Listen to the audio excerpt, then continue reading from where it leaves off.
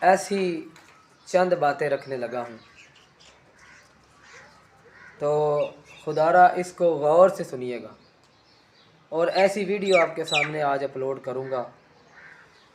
میں آپ کا دوست حافظ محمد عرفان علی قادری مسجد کے گیٹ کے سامنے کھڑا ہو کر بات کر رہا ہوں۔ چند ضروری باتیں ہیں میری، اور وہ چند یہ باتیں ہیں کہ نمبر 1، کوئی کسی کا نہیں ہے۔ نمبر 2، کسی کے اوپر امید رکھنا یہ غلط ہے۔ اللہ اور اس کے رسول کے سوا کسی کے اوپر امید نہیں رکھی جا سکتی۔ جو اب میں باتیں کرنے لگا ہوں اس کو غور سے سنیے گا، ان باتوں کو غور سے سننا ہے، اور ایسی باتیں ہیں کہ جو آج کل کا وقت چل رہا ہے۔ میں اپنی پہلی بات کا آغاز کرتا ہوں، اور اس سے پہلے میرے چینل قاسمی ٹی وی کو زیادہ سے زیادہ آپ لائک، شیئر اور سبسکرائب کریں۔ یہ آپ کی کرم نوازی ہوگی اور آپ کی جو ہے محبت ہوگی۔ تو آج جو آپ کے سامنے میں بات رکھنے لگا ہوں، پہلی بات کہ جن پر انسان زیادہ امیدیں رکھتا ہے وہی انسان بندے کو تنہا چھوڑتا ہے۔ دوسری بات کہ جن پر زیادہ امید ہوتی ہے، آج کل جو بندہ یہ کہتا ہے کہ میں تمہارا ہاتھ پکڑ کے چلوں گا یار، میں تمہارے ساتھ ہوں، خدا را وہ ایسا ہاتھ چھوڑتا ہے اور بندے کو ایسا اٹھا کر پھینکتا ہے کہ بندہ اٹھنے کے قابل بھی نہیں ہوتا اور وہ ہاتھ بھی کٹ جاتا ہے۔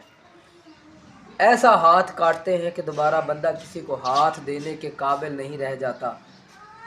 ایسا اعتماد توڑتے ہیں کہ بندہ کسی کے لیے بھی اعتماد کرنا اس کا مشکل ہو جاتا ہے۔ یہ بات میری غور سے سن لینا۔ دوسرا، یہ دنیاوی باتیں ہیں لیکن ہیں حقیقت،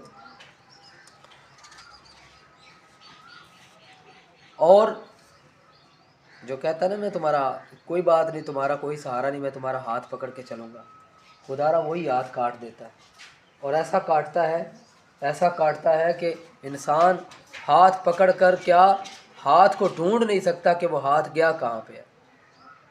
اس کا مطلب یہ نہیں کہ وہ ہاتھ کاٹ دیتا ہے، نہیں۔ جب بندے کا ہاتھ کٹتا ہے، اعتماد کٹتا ہے، تو انسان کسی کو بھی اپنانے سے گریز کرتا ہے۔ لہذا اس سے پہلے کہ انسان کو سوچ سمجھ کر فیصلہ لینا چاہیے۔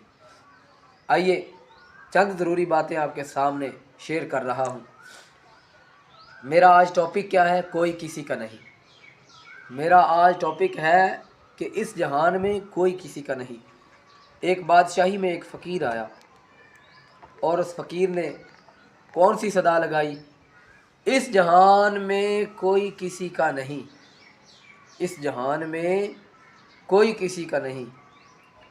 تو اس بادشاہی کا جو بادشاہ تھا وہ عوام الناس کی خدمت کیا کرتا تھا، ان کو لنگر کھلاتا تھا 3 وقت، کپڑا، روٹی، مکان اس کی ذمہ داری تھی، اور رہنے کا بندوبست عوام کا وہی کیا کرتا تھا۔ اتنا نیک بخت انسان تھا، اور فقیر نے صدا لگائی کوئی کسی کا نہیں۔ لوگوں، اس جہان میں کوئی کسی کا نہیں۔ بادشاہ کے نوکروں کو پتہ چلا، انہوں نے بادشاہ کو جا کر بتایا کہ بادشاہ سلامت، آپ کی نگری میں ایک مانگنے والا بھکاری، فقیر، اللہ کا بندہ آپ کی نگری میں ایک صدا لگا رہا ہے کہ اس جہان میں کوئی کسی کا نہیں۔ لیکن وہ سننے کے لیے ہم نے کوشش کی تو ہمیں یہ سمجھ آئی کہ یہ فقیر ہے، یہ اللہ کا بندہ کون سی صدا لگا رہا ہے۔ تو ہم نے آپ کو اطلاع کر دی، اور اس کے بعد بادشاہ نے کہا اس کو لے کر آؤ۔ بادشاہ نے اس کو پوچھا بھئی آپ یہ کیوں صدا لگا رہے ہیں، آپ کیوں یہ کہہ رہے ہیں؟ تو فقیر کہنے لگا یہ سچ ہے اور سچ بات میں کہوں گا۔ بادشاہ کو تھوڑی دیر کے لیے برا لگا، لیکن اس نے کہا شاید اس کا دماغی توازن ٹھیک نہیں ہے، اس لیے میں اس کو جو ہے آپ کو حکم دیتا ہوں کہ شاہی مہمان خانے میں لے جایا جائے، اس کی خاطر تواضع کی جائے، اس کے کپڑے چینج کیے جائے۔ اپنی عادت کے مطابق بادشاہ بات کر رہا تھا، اور پھر پوچھا گیا ہاں بھی آپ کی خاطر تواضع ہوئی، آپ کی مہمان نوازی ہوئی، یہیں رہو؟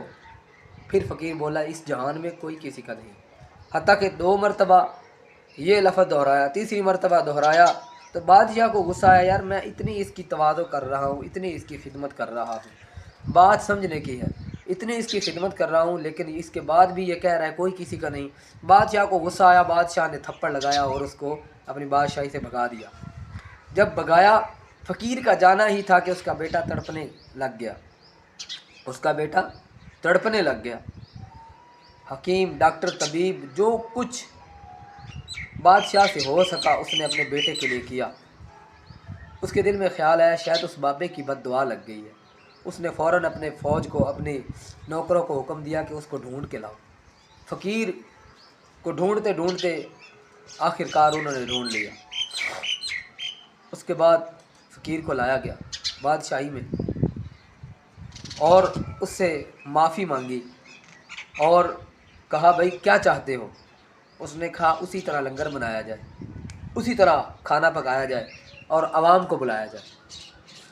خیر لنگر پکایا گیا، عوام کو بلایا گیا۔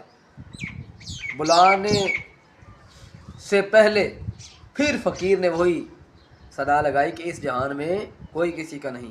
جب لنگر لگ گیا، تھالیاں لگ گئی، عوام بیٹھ گئی کھانے کے لیے، فقیر بولا کہ اس لنگر میں سے کوئی بندہ برکی اٹھا کر، کھانے کا نوالا اٹھا کر کھائے گا وہ مر جائے گا، بادشاہ کا بیٹا بچ جائے گا۔ سبھی نے کھانا رکھ دیا اور بادشاہ نے کہا کھاؤ، میں نے آپ کی ساری زندگی خدمت کی ہے، کوئی بندہ قربانی دے۔